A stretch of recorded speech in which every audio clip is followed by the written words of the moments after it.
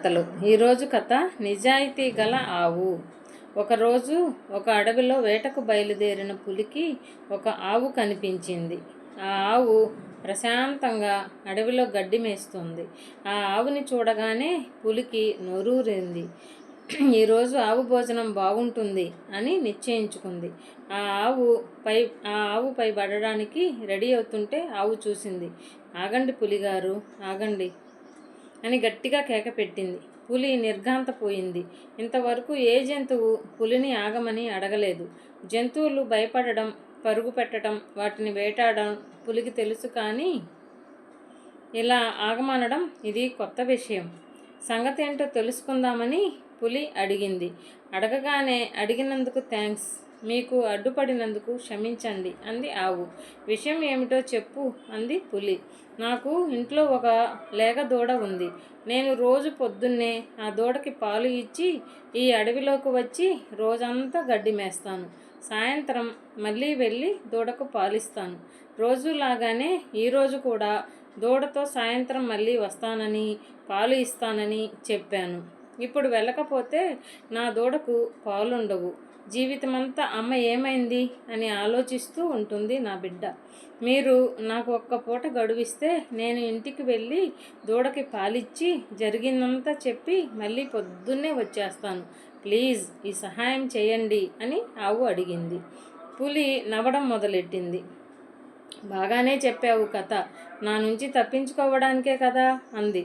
లేదు, పొద్దున్నే వచ్చేస్తాను కదా, నన్ను నమ్మండి అంది ఆవు.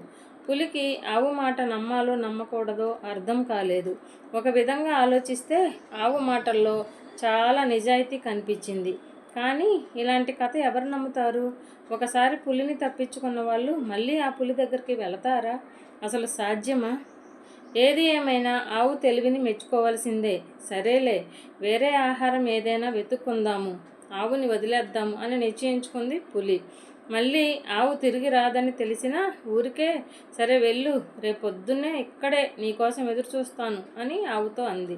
ఆవు మొహం మీద సంతోషం, ఆశ్చర్యం రెండూ కనిపించాయి.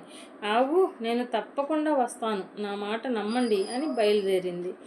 ఇంట్లో దూడకి పాలు ఇచ్చి జరిగింది చెప్పింది.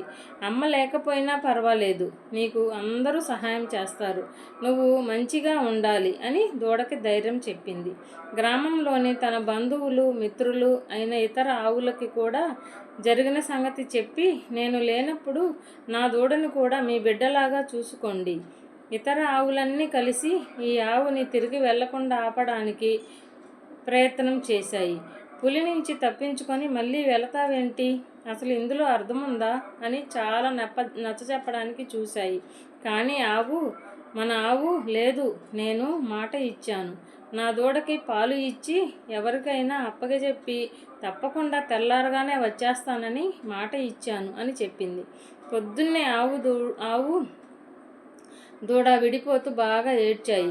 మరొకసారి ఆలోచించుకోమని బంధుమిత్రులు చెబుతున్నా తన మాట మీద నిలబడాలని ఆవు అడవిలోకి వెళ్ళింది. కానీ మనసు మట్టుకు భారంగానే ఉంది. బాగా భయపడుతూ అడవి చేరుకుంది. అడవిలో పులికి ఆవు వస్తుందని ఏమాత్రం నమ్మకం లేదు. అయినా ఎందుకో ఒక ఉత్సుకత, ఆవు వస్తుందా రాదా అని తెలుసుకోవాలనే ఆసక్తి. అందుకని అనుకున్న సమయానికి మళ్ళీ ఆ ఆవును కలుసుకున్న చోటికి వెళ్ళింది. అక్కడ ఆవును చూసి చాలా ఆశ్చర్యపోయింది పులి. నువ్వు నిజంగా వస్తావనుకోలేదు, నీ దూడకి చెప్పావా అని అడిగింది. ఆవు కళ్ళల్లో నీళ్లు తిరుగుతున్నా ధైర్యంగా సమాధానం చెప్పింది. మీరు చేసిన సహాయానికి చాలా థ్యాంక్స్ అండి. నేను దూడకి పాలిచ్చి జరిగినది చెప్పి సెలవు తీసుకొని వచ్చాను. మరి నేను నిన్ను తినేస్తే నీ దూడకి పాలు ఎవరు పడతారు అని పులి అడిగింది. నా బంధుమిత్రులకు అప్పచెప్పి వచ్చాను అంది ఆవు. మరి వాళ్ళకి ఏం చెప్పావు అంది పులి. నిజమే చెప్పాను అంది ఆవు.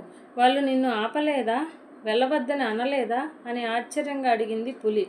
అన్నారు, కానీ నేను మీకు మాట ఇచ్చాను కదా, అందుకే అందరికీ సర్ది చెప్పి వచ్చాను అంది ఆవు. పులికి ఆ ఆవు నిజాయితీ చాలా నచ్చింది. ఇంతవరకు నేను నీలాంటి జంతువును ఎప్పుడూ కలవలేదు. నీలాగా ఇలా మాట మీద నిలబడడానికి నేను కూడా ప్రయత్నం చేస్తాను. నీలాంటి మంచి ఆవుని నేను తినలేను. నువ్వు నిర్భయంగా రోజు ఈ అడవిలోకి వచ్చి వెళ్ళొచ్చు అని చెప్పింది. ఆవుని ఏమీ చేయకుండా వెళ్ళిపోయింది. ఆవుకి బాధ, ఏడుపు, మనసులోని భారం అన్నీ టప్పున తగ్గిపోయాయి. ఆ రోజు గడ్డి మేయకుండానే పరిగెత్తుకుంటూ మళ్ళీ ఇంటికి వెళ్ళి దూడని గట్టిగా వాటేసుకుంది. మనం నిజం చెబుతూ నిజాయితీగా ఉంటే పెద్ద పెద్ద ఆటంకాలు కూడా ధైర్యంగా ఎదుర్కోగలం పిల్లలారా. అందుకే అబద్ధాలు అన్ని విషయాల్లో చేటు తెస్తాయి. నిజాయితీ ఎప్పటికైనా గెలుస్తుంది పిల్లలారా. అందుకే నిజాయితీతోనే బ్రతకండి. సరేనా పిల్లలు?